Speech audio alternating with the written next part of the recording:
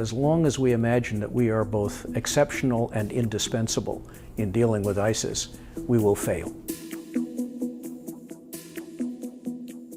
Hi, I'm Nick Gillespie with Reason TV, and today we are talking with Gordon Adams. He's an emeritus professor of international studies from American University. Thanks for talking to us. Thanks for having me. In the latest Republican debate, the topic was U.S. foreign policy, and it was foreign policy, but most of the GOP candidates spent time talking about when they would deploy the military. When did foreign policy become basically synonymous with military intervention? To some extent, it's been synonymous with it ever since the beginning of the Cold War. At the beginning of the Cold War, George Kennan, who wrote the famous long telegram and was staff at the embassy in Moscow, basically said what we ought to be doing is containing the Soviet Union. That was 1947, when Paul Nitze in 1950 authored NSC 68, a famous memorandum setting out American strategy. He basically said, yes, we need to contain the Soviet Union, and the way we do it is with military capability. That was the point in time between that and the Korean War that we built up a very substantial military. And to some degree, ever since then, the instinct in American policy has been to say the most useful tool to reach for, to demonstrate American leadership, to demonstrate American commitment, to demonstrate the American capacity, is our military capability. So since then, we've had a significant military capability, and over time, we've enlarged the arena of action of that capability into a lot of activities that aren't necessarily military. Well, yeah, talk about that in a kind of 21st century context, because I mean, we supposedly won the Cold War, and yet we're spending as much in terms of dollars as we ever were, and we've spent all of the 21st century essentially involved in two long wars, and we're barely getting started. We are spending about $150 billion more in constant dollars than we spent in the Cold War average spending, including the Vietnam War and the Korean War periods.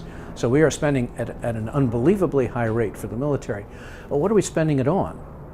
We have the world's largest military, the world's most capable military. We not only spend the most on military spending, but how much more do we than the next 10 countries combined? All of the next 10 countries combined don't reach the American defense budget. The Chinese defense budget is estimated to be somewhere between $120 and $180 billion in dollar terms. Not always a good comparison, but significantly less than the roughly $600 billion that we spend on our own military.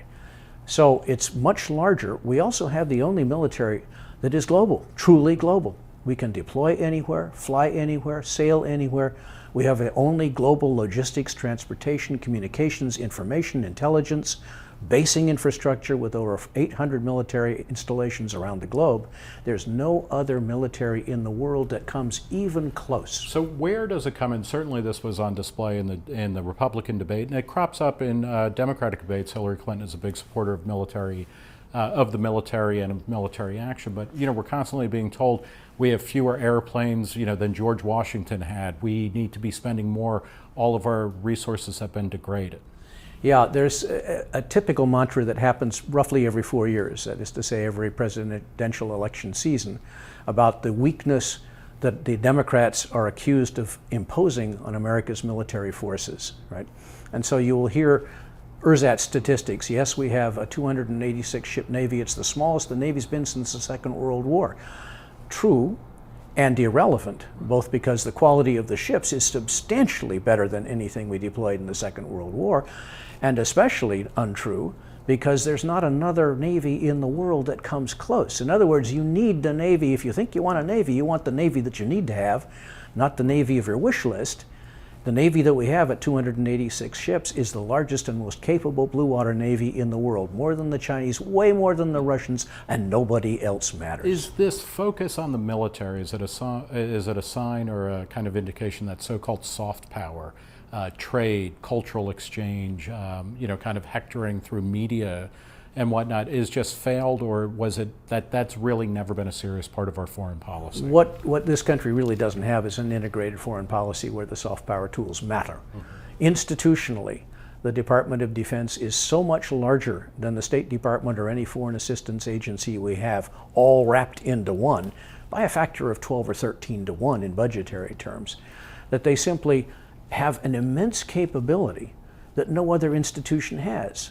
So it's no wonder presidents constantly reach for the Defense Department when they want to demonstrate American power, American leadership, American intervention, American capability. They reach for the Department of Defense because it looks like the most organized, deployable, can-do institution of American foreign policy. And the State Department doesn't look like that. They don't move as quickly, they don't have as much demonstrable power, they don't have as much flexibility, they don't have additional people they can deploy, they don't have airplanes. There's a lot of things that the aid people and the State Department diplomatists can't do that the Defense Department will always come up on the net and say, yes sir, can do, we'll do it. Has the increase in the size of the military in terms of spending and reach and the willingness to use it, whether it's in Iraq and Afghanistan and Libya and Syria and you name it, has that made us safer as a nation? It clearly has not made us safer. The biggest weakness, if you will, of most of the advocates, and they're in both parties, Democratic and Republican, whether you're a neocon, a conservative interventionist, or a liberal interventionist, the biggest disadvantage of using the military is threefold. One, we don't do it very well when we do it. Iraq and Afghanistan are cases in point, but if you go back in the history of the actual use of American military force, we've actually demonstrably won one conflict since the end of the Second World War, just one. And it was the 1991 intervention in the Gulf to throw the Iraqis out of Kuwait. It's the only one you can manifestly say, yep, went there, did that, pushed them out. What followed is another problem, but nonetheless, it's the only one. When we go in and ask the military to do civilian jobs, helping with government, doing economic development, social services, electric power stations, nation building. Nation building, yeah. We fail.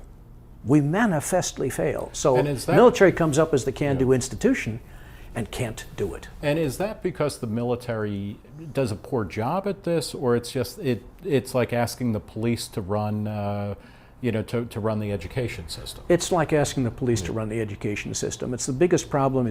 The problems are twofold. One, the military doesn't have the cultural knowledge to know how to do this in any other country. And two, they don't have the core competences to govern, do electric power, institute business investment, all those things that they say that they were going to do in Iraq and Afghanistan. They're not competent to do it. So we fail. The consequence of that failure for American national security is manifold. In Iraq, we can see it. By failing to do it, we end up with ISIS. Is there a way to use soft power to either contain or counteract ISIS, or is it something, now that we're faced with a apparent military threat there, you got to go in and blow it up? The conundrum here is that as long as we imagine that we are both exceptional and indispensable in dealing with ISIS, we will fail. Mm-hmm. Because where that we are indispensable, it's got to be us thing goes, is major American military intervention. I'm not saying that's not something that we could do, but the blowback consequences of doing that in the region, as we've already seen in Iraq and Afghanistan, are enormous. In other words, we do exactly what the Greeks called tragedy. In trying to do what we think is the right thing, we absolutely inevitably end up with more enemies, more blowback, and a worse reputation. So it's a counterproductive strategy. And until we realize that we're not exceptional, and that we can't simply by saying frog cause other countries and their peoples and their movements to jump, we're going to keep making that same mistake over and over and over again. But it is no longer useful for our national security. Well, we will leave it there. Thank you so much, Gordon Adams. Thank you. We've been talking to Gordon Adams. He's an emeritus professor from American University. Thanks so much for speaking with us. Pleasure. For Reason TV, I'm Nick Gillespie.